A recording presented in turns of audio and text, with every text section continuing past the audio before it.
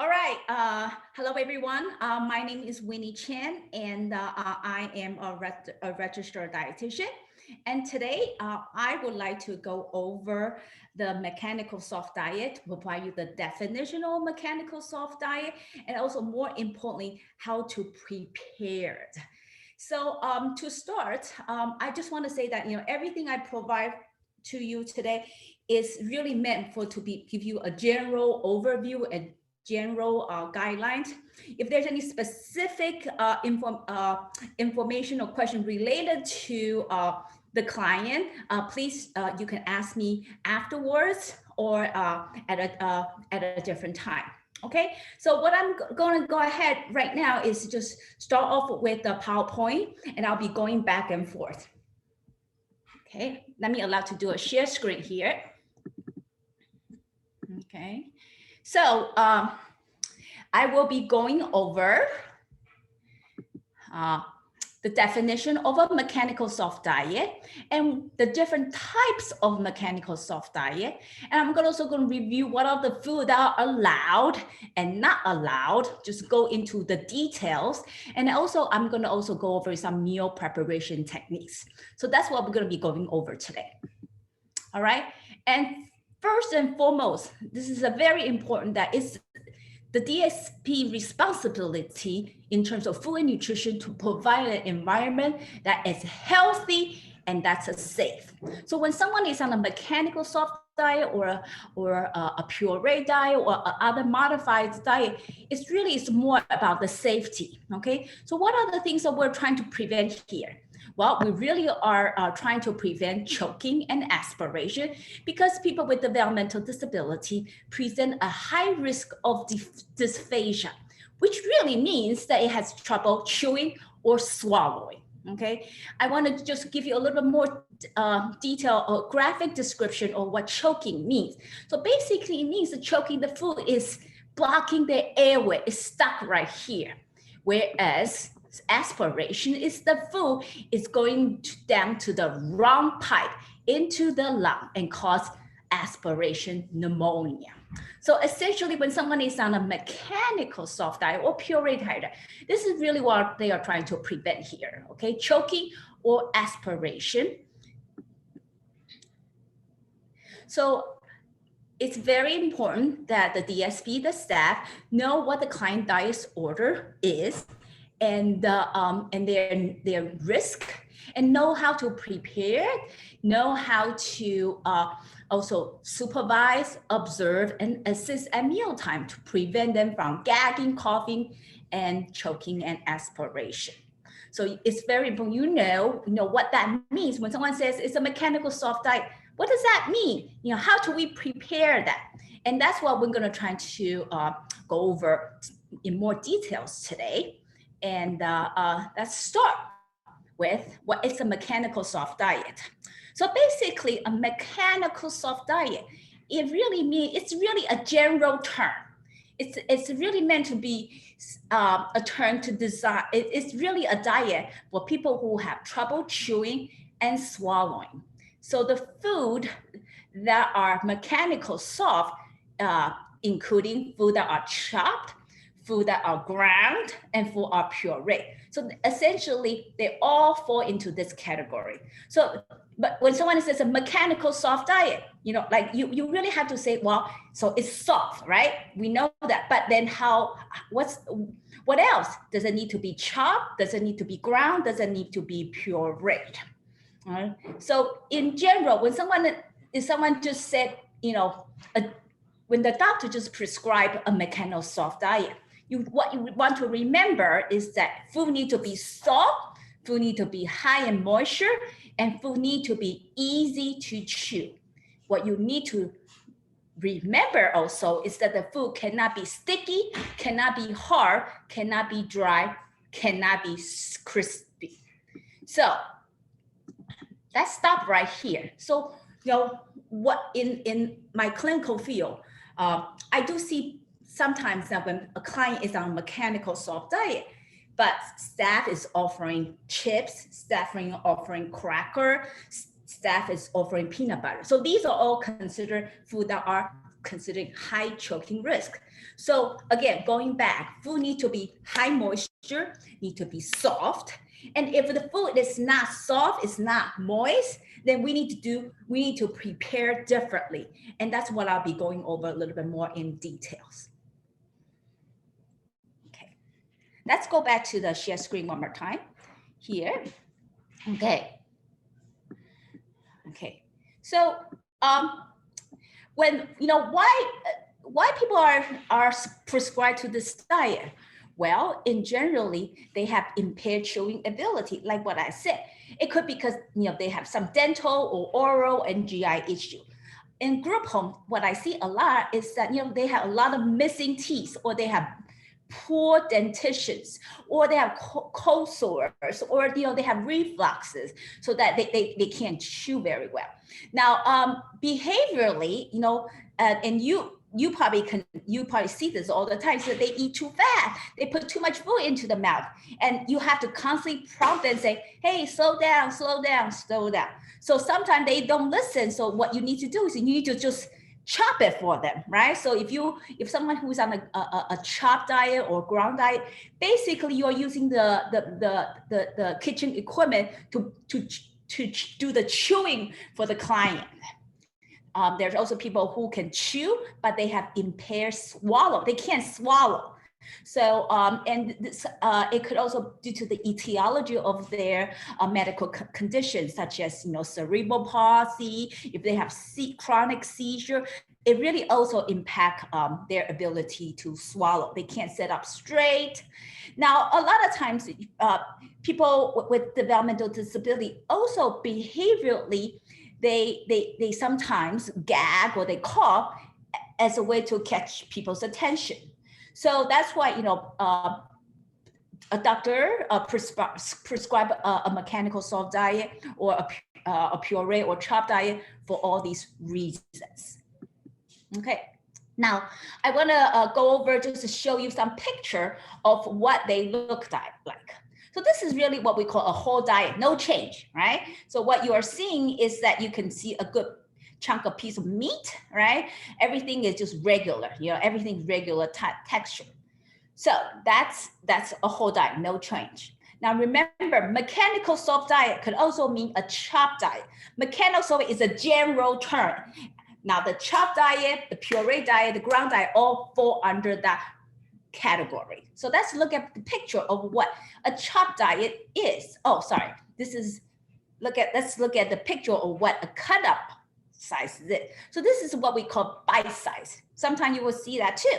Bite size means, you're taking a bite. Basically, it's like an inch, okay? Or I like to call it a quarter size. That's a bite size. And so when someone is on the chop diet or mechanical soft chop diet, sometimes I see people only cut it up like this. In our nutritional term, this is not chop diet. This is only a cut up diet, more for like a bite size for men for a finger food. So this is not the right size. Okay. Now let's talk about what are some different sizes of chop diet that fall under the mechanical soft diet, and that is what we call the chop diet, the dime size or the pea size. Notice that these are the right size. So mechanical soft diet generally is food that are soft, but if the doctor specified that the food needs to be chopped, it need to be at least this chop. If you are chopping to this one, this is not chop. This is bite size. Okay, so I would say that when someone is on mechanical soft diet, you want to chop it into the size of a dime or the size of a pea. Okay. Now, puree. The next category down is the ground diet. So the ground diet basically is like, you think about as the size of a rice grain. So in this picture, you will see that you see the ground meat, right? That's ground, and you also see the carrot, the potato. They are sort of in the size of a rice grain. Okay. The last diet under the the mechanical soft diet it's called the puree diet. So puree to me is just visually, you have to think it more like a pudding, like mashed potato, but it should not be dry, or it should not be pasty, or it should not be runny, because sometimes I see what people prepare the puree. It's almost like smoothie. It's too runny, and this is not. This could be a problem if the doctor also prescribed a thickened liquid diet. So, so in general, when a diet that's puree, it needs to be a pudding-like consistency. Okay, this is just a summary of a visual and what it should all look like in one plate. Okay, cut up, chop in dime size, chop in pea size, finely chopped, ground, and pureed. Okay, so now this is just kind of a general overview of what a mechanical soft diet. Again, it needs to be soft, it needs to be high in moisture. So that I want to go over the specific on the food that you can have and you cannot have on a mechanical soft diet. Okay. So let's start with, the milk. Pretty much, the milk, no problem. Cottage cheese, sour cream, soy milk, no problem. Meat, okay. So meat, this is where you wanted to be a little bit careful. That meat, again, it need to be like soft. And if you have things that are hard, such as like carne asada, that's hard, you might want to put some extra sauce to make it more moist, and you want to chop it up a little bit better here. Okay. Now, and there's the bread, right? So these are just general, cereal. But if they are but what you also need to do is that some of these things are too dry. So what you need to do is you want to soak them with milk, or with like soy milk or other liquid to make it a little bit softer. I see this a lot, just that they just give them a piece of cracker or a piece of toast. You want to make sure they are soft. So you want to make sure that they are soaked in some kind of liquid to make it soft. Okay, vegetable. When someone is on a mechanical soft, it's better that the vegetable are cooked. Okay, things that are raw, like raw broccoli or raw carrot stick, should not be served. Fruit, anything that is on a mechanical soft diet should be soft. So things that are like apple or like a hard pear, those things obviously need to be avoided, right? And what else? Yeah, so that's pretty much like the general picture here. Now let's go over the puree diet here. Mm-hmm.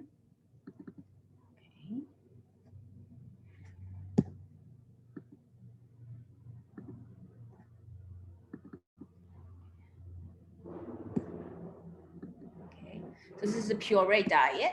So again, this should be like a pudding-like consistency, or mashed potato-like consistency.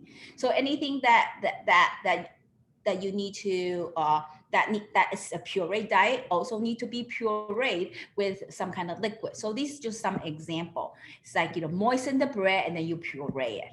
Okay, vegetable, fruit, you just need to puree them.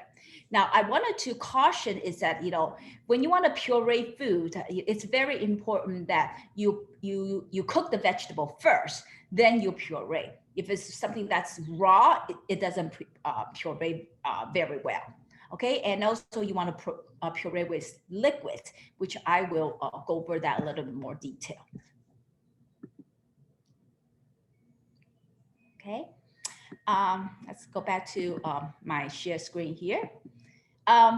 When it comes to mechanical soft diet or a puree diet, it's very important that you have the proper equipment, you have good tools. So let's go over some of these tools here. Number one is that you want to make sure that you have a good, food processor. Sometimes what I see, some people only have a blender and they don't have a food processor. And the difference is because this one has a bigger surface area, so it's easy for you to put things in there. And this blender, it works better when you really have to puree food. So if someone is on like a chop diet, it's better to use a food processor because this doesn't chop as well. A food processor chop a little bit better. But when someone is on a puree diet, I think having a good blender, it pureed a little bit better. Now, if someone is just a generally speaking, saying, "Oh, this is just a chop diet," you also want to make sure that you have a good knife. And I have been to a lot of homes that the knife is not sharp at all. So you really want to make sure your knife is sharp. And also, sometimes you can, cut it with the scissors too. So make sure that you have a good pair of scissors and a good pair of knives. So I would say a good food processor and a good blender, a good scissors, and a good knife are all really important to have.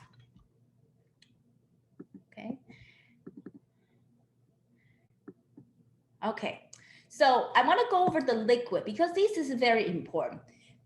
Let's go back. The mechanical soft diet is a diet that's soft and that's moist. So sometimes some food that you need to add more liquid to make it more soft. So, or a puree diet, you need to add liquid to puree it. So I want to just go over these type of liquids that add the moistures. So the first is that it's very common is the soup.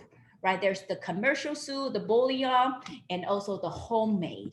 Okay, I have a video that talks about how to make a broth because when you buy commercially prepared broths like this, usually they are more expensive and a lot of times they also high in sodium. So if you're interested, you can go into, looking at my video about how to prepare a broth. So when you want to do the add the liquid, broth is very important for you to do puree. And this is a good broth is also very important for you to make your own sauce.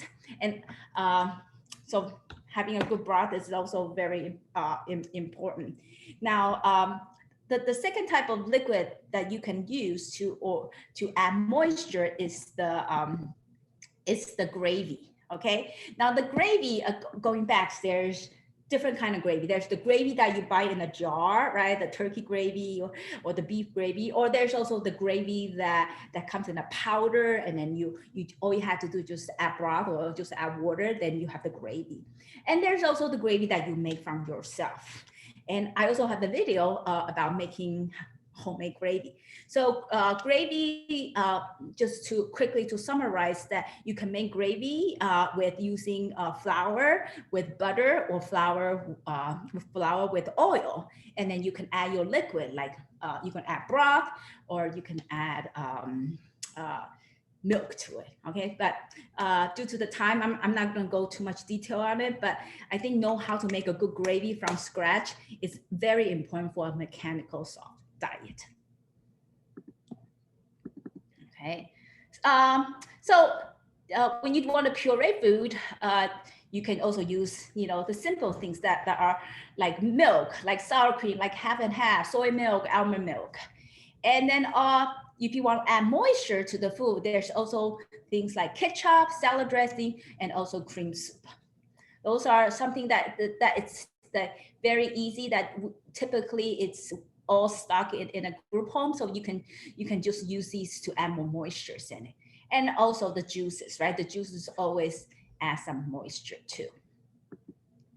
Now, let's go over some of the meal preparation techniques here, okay? So in general, if someone who's on a mechanical soft diet, you want to choose food that are just naturally soft. So when someone is on a mechanical soft diet, the menu should have a lot of ground meat. Chicken thighs usually is softer than chicken breast. Tofu, beans, they all considered just food that are just naturally soft. Other things that are naturally soft, like avocado, cottage cheese, yogurt, pudding, applesauce. These are all naturally soft. You also wanted to kind of choose type of meals that are naturally soft. So what are some example of an example of a meal, a dish that are naturally soft, such as beef stew, lasagna, enchilada, soup, and smoothie. Okay, those are all just naturally soft. And the list goes on and on. So in a home that has a client with impaired chewing ability, you will see that the menu are mostly ground meat because it's just easier for them to chew. Or you can have like stew meat, where you just have to use a slow cooker and cook it for a long time. After you cook it for a long time, it falls apart. But things like grill or things like barbecue, it tends to make the meat too dry. If that's the case, you really want to add sauces to it, right? And there's all kinds of different sauces. You can buy from the grocery store, or like I said, you can make your own sauces. And you can watch another video about that. Okay. Make sure that you remove any skin or pit or seed or bones, when you're preparing a mechanical soft diet. So let's say that you are baking a bone-in oven fried chicken. Don't make sure that after you cook the chicken, you wanted to just basically remove the bones and shredded the meat and cut it up for the client and add some gravy to it. Vegetable, again, should be best served food. I saw a salad should be shredded or finely chopped. And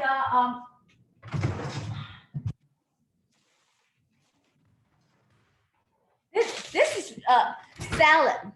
Let's talk about the salad a little bit more. When I go to the home, a lot of time I found the salad are not finely chopped at all. They are too big. Okay, so remember, when it's chopped, it needs to be pea size or dime size. So so what I see a lot of time in the group home, they are just way too big. And that's why with some menus, I just prefer them just instead of salad, just cook vegetables. A word of caution though, if someone is on a ground diet, okay, if the doctor specified mechanical soft ground diet, then that means that everything needs to be ground.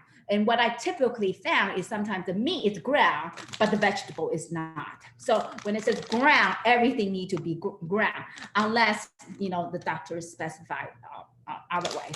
So this is an example of these size of salads that I purchased, or you should purchase, and then you can chop it out further, or you could just use a food processor and chop it up. Okay. Again, just if someone is on ground diet, I probably would just serve them hot vegetable instead of salad. But if someone is just like a mechanical soft, if the doctor didn't really specify, again, make sure that your salad is finely chopped, pea size, dime size. That's the standard. Okay. All right. Avoid snacks like hard candy, popcorn, pretzel, bagel, chips, peanut butter, hot dog. Those are just way too hard. Okay. Some preparation for puree. Avoid food that has a lot of fiber or the gristly meat, as they are very hard to puree. Avoid seeds, nuts, food with tough skin or hulls. Avoid snacks, again, like hard candy, popcorn, pretzel, chips. They should not be served to a person who's on a puree at all. Avoid food that are stringy, like asparagus and pineapple. These things don't puree well. So unless you really have a very good blender, okay, then you can probably use it. Or you can, after you blend puree it, you can also use a strainer to strain it so that you can get rid of the fiber.